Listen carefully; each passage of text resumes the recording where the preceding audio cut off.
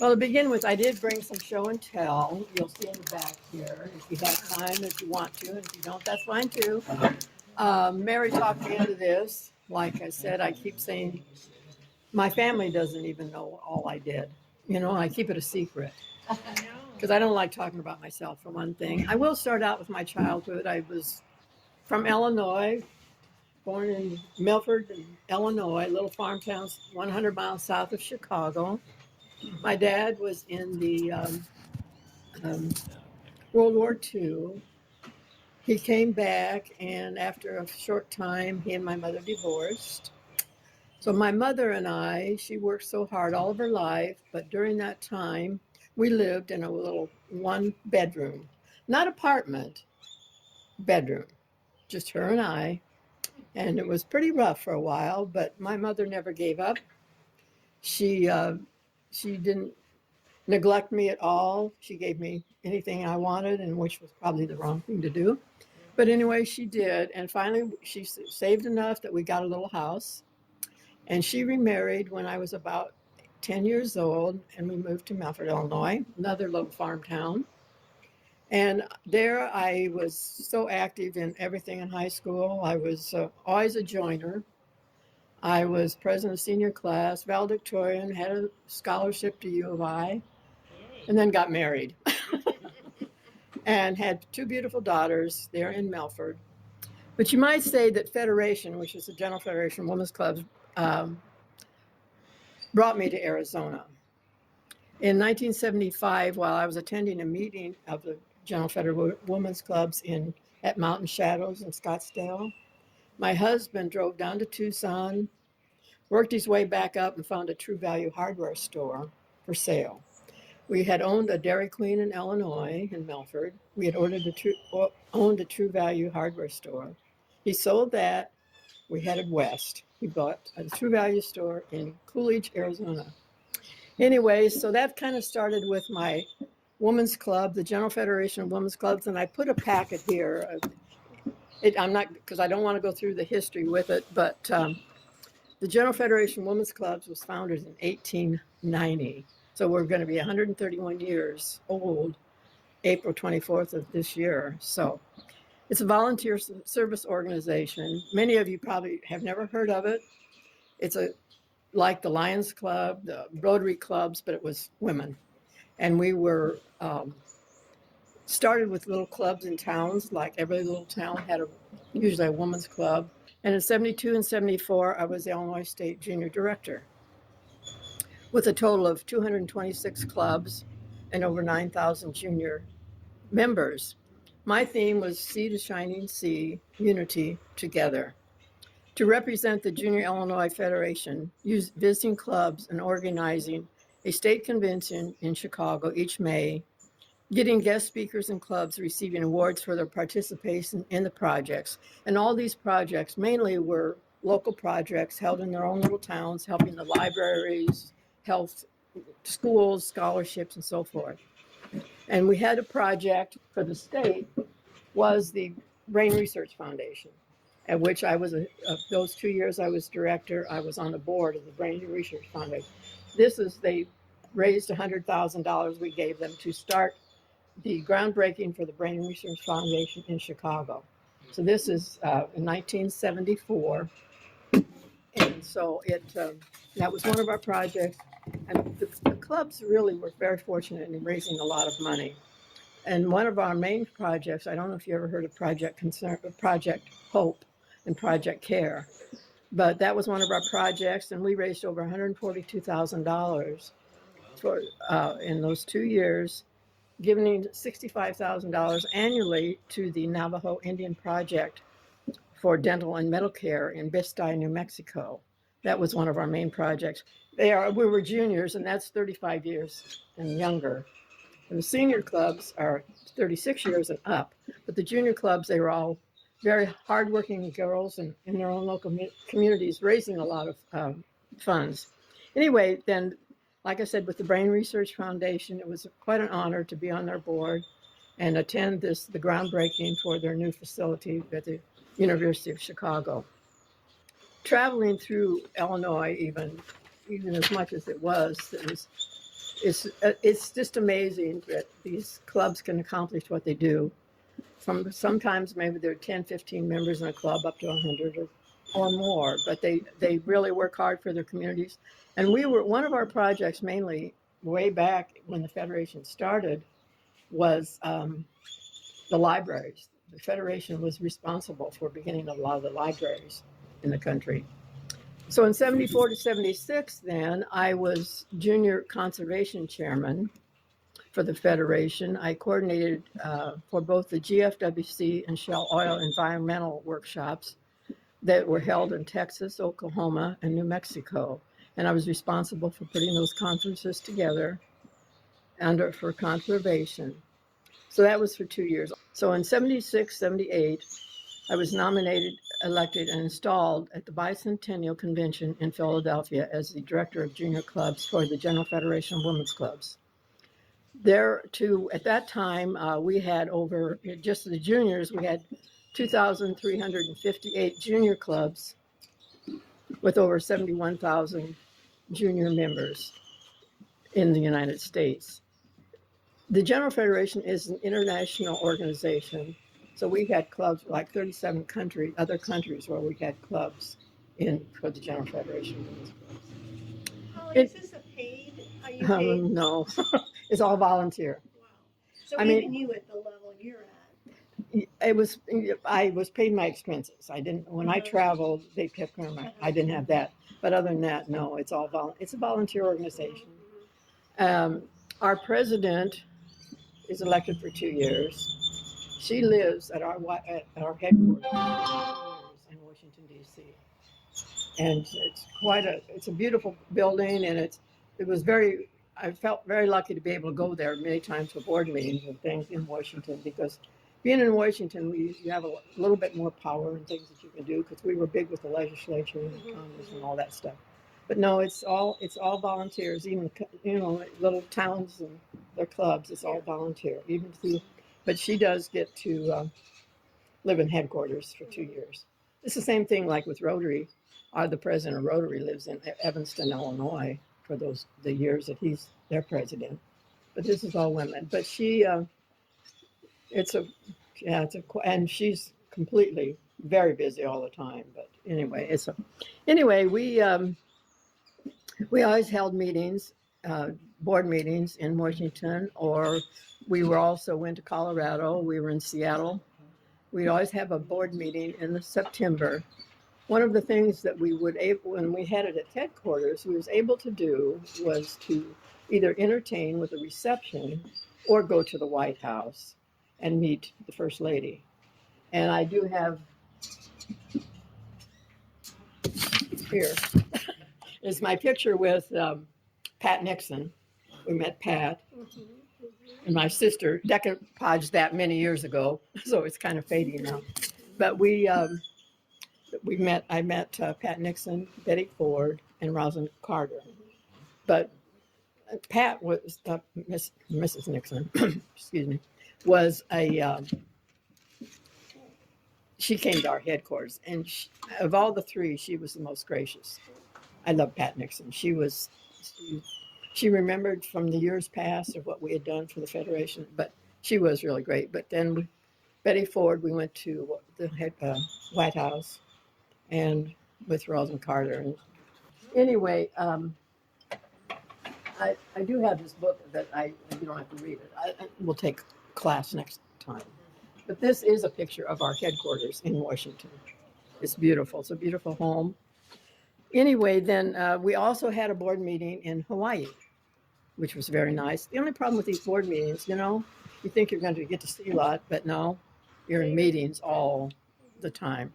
But anyway, when we were in Hawaii, and I forgot to say that the president of the Federation when I was junior director was Jerry Wagner from Prescott, Arizona. So it was very fortunate that we were both from Arizona at the time, but we went to Hawaii, and we was able to place a plaque at the USS Arizona Memorial in honor of them, and plus from the Federation. So that was quite an honor just to be able to be there and think of, the USS right below us and all. It was kind of scary. It's emotional. I've been there, yeah. It is. It's very emotional, but it was wonderful. The things we got to do and see were. It's hard to describe everything that we had the honor of doing. But the one special thing, another special thing was we also, being an officer of the Federation, I was able to go on the World Cooperation Tour in 1977. These years, I mean, I was just a little baby when I was doing all this, just in case you wonder. 1977. Representing the juniors on this tour visiting Central and South America was an experience of a lifetime. Visiting with club women in Guatemala City, Panama City, Sao Paulo, Rio de Janeiro, and Bogota, Colombia. Meeting with CARE representatives, reception at each of these embassies, and hearing firsthand about the relationship between the U.S. and these countries. Seeing ships go through the Panama Canal locks truly gave me a better understanding of the situation there. In Rio, seeing Christ the Redeemer statue was one of the things that is a lasting remembrance. Every time I see a picture of it now, it just brings back all those. Oh, it's just. I even walked up the steps to get close to it, but it is something to see. And most recently, even today, I still get. In fact, I got a email today on a project that we're doing with the women's groups and what I think is up there, what the Congress is trying to do to the women's movement right now. Again, put us back a step or two instead of moving us forward. So our federation is naturally on top of that one. But one of the most recent GFW projects that we had was called Wreaths Across America, where we provided Christmas wreaths at Arlington National Cemetery during Christmas for every person body was there. And I had the fortune, I was happy to recognize and have a wreath placed in memory of my dad, my husband, two uncles, and one of the uncles was only 19 years old and killed in Korea. And those still who served, my brother-in-law and my cousin suffering from PTSD for the services to our country. That was real, and I don't know, it was even on TV. I did see a picture of them and these are not artificial wreaths, they're real wreaths, Christmas wreaths.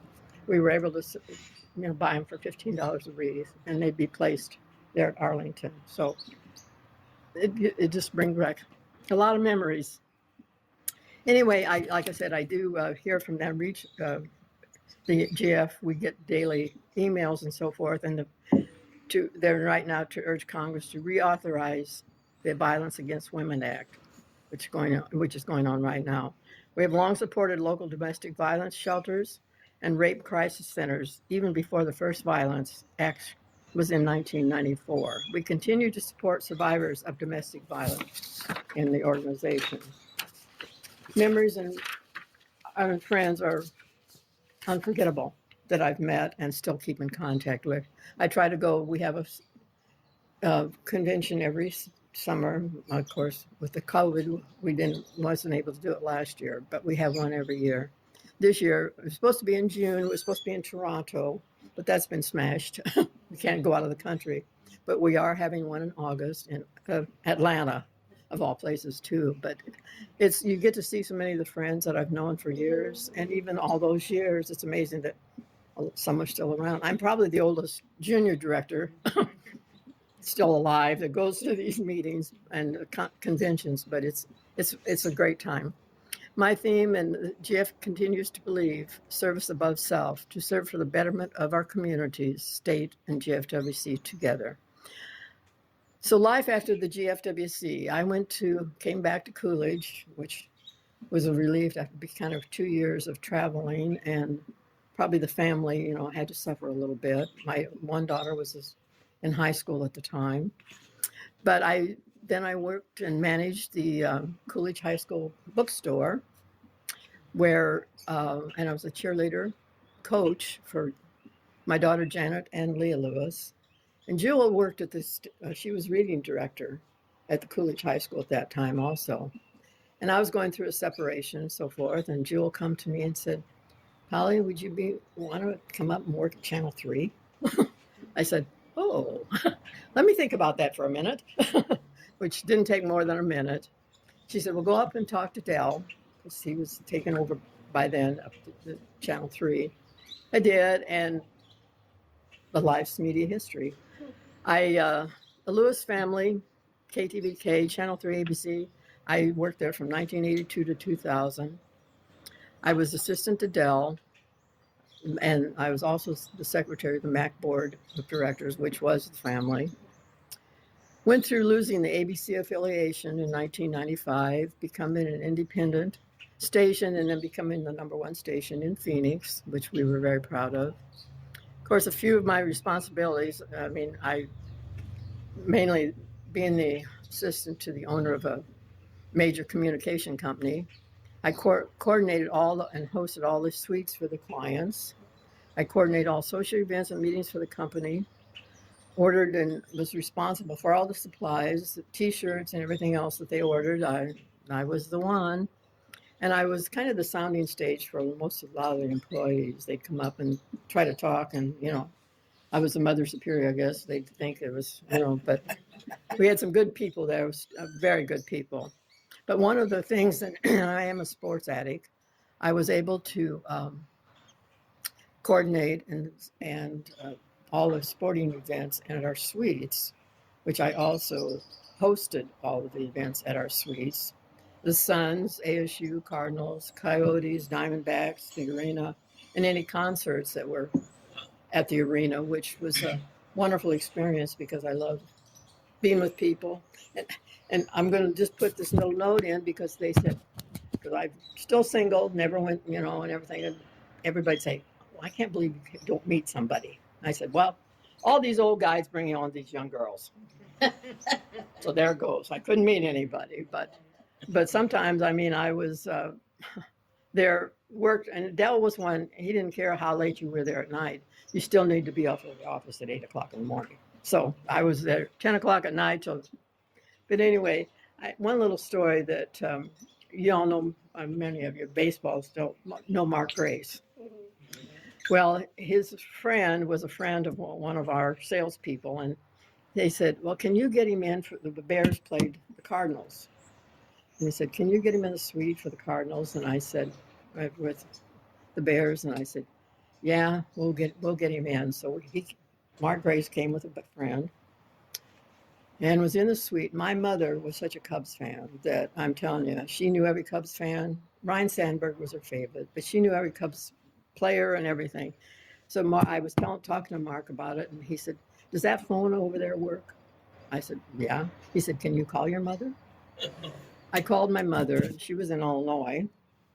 And she thought, and he put, this is Mark Grace. And she said, oh, yeah, right. You know how it goes. Yeah, oh, right. Yeah. But I thought it was so nice of him that just it made her day. Oh, yeah. And, then that night, that was, of course, an afternoon game. But that night then was a Suns game. So I had to go to a Suns game after that. And Mark says, do you have any extra space at the Suns game? So then I actually came to the Suns game. But he sent me a beautiful bouquet of flowers that I still have the vase from Mark Grace. And he was one of my mom's favorites. So, but those little stories. Oh, and another story with the suites. My house was broken into. I lived in Ahwatukee at the time. My house was broken into one day. And I got paged at the ASU game. Polly Schumacher, please call. And my mother, it's amazing because the police went to my house, but I didn't know anything about it. But my mother, they looked at my phone and they saw Lavera McCoy. So they called that number, and she's in Illinois. And she said, do you know where your daughter is? And she said, no, I don't. I'm in Illinois. But she said, is there a ball game or something this afternoon? And they said, yeah, there's an ASU game. She said, that's where she is. So they paged me at the ASU game. But anyway, just little stories that it's amazing. There, of course. Oh, yeah, I was at the game. Oh, yeah. And I heard that and I thought, what in the world? In fact, because I'm always hosting everybody, so I didn't really pay them. And then somebody said, but anyway, that was a wonderful experience being able to go to all those sporting events. And after I retired, I did I bought a season tickets at the Diamondbacks for a year or so. And then I said, I didn't even want to go downtown anymore. So I finally gave those up. And I didn't even go to the game when the Diamondbacks won the World Series because I gave it to my daughter. And I thought, darn, of all times, But anyway, another real perk with Channel 3 was we took clients on a trip every year based on advertising dollars and so forth. 84, we went to Greece, Athens, and then we had our own little private cruise ship that took us through the Greek islands, which was beautiful. 85, we were in Italy, and then we took the Orient Express to London. We were in Bangkok, Thailand, Singapore, Amsterdam. 87, we were in Australia. 88, we were in Stockholm, Helsinki. And 89, we were on the Sovereign of the Seas, the largest cruise ship at that time to the Caribbean. And in 1990, we were in Germany. And I think I still have it in my bag. We were there when the wall was coming down. I even was able to chip part of the wall, and I had that in a bag. I always thought my girls would take it to school for show and tell. They never did, but it was something just to be able to chip that wall down. And we had two famous people with us on that trip, I believe. It was Mary and John. They were with us. But those were wonderful experiences that I was able to share. It was working trips, but it was kind of a nice way to work, visiting all those countries and seeing so many people. It was truly a family company to work for, the Lewis family. And I think you can still ask any member. Well, there's only a couple still there. But I keep in touch with a lot of them on Facebook, that it's amazing. And we had a 10-year convention or meeting after we closed after 10 years, or they sold to Belo. And everybody keeps asking me, when are we going to have another reunion? But it's Sue Swartz and I put it together, and it was lots of fun. It's always nice to see anybody.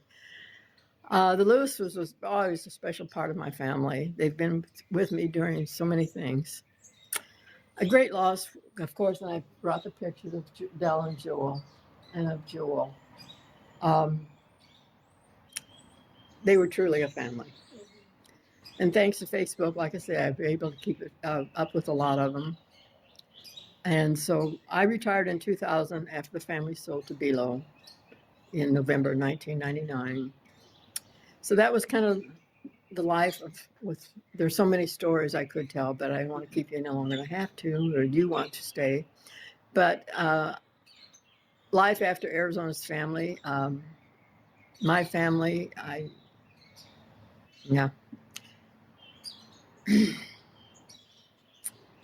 losing my daughter was,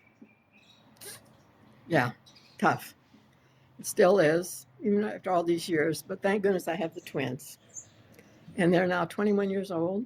They were 8 years old when she passed. And one's in New York, goes to New York University, and I'm so proud of her. She's in business music at NYU. Don't tell me what that is. But that's what her thing is. And Gianna go to San Diego State University and is here right now, but hopes to get back they both are seniors this year, no graduations. But, and she's psychology and going to grad school next year. So I'm very proud of them.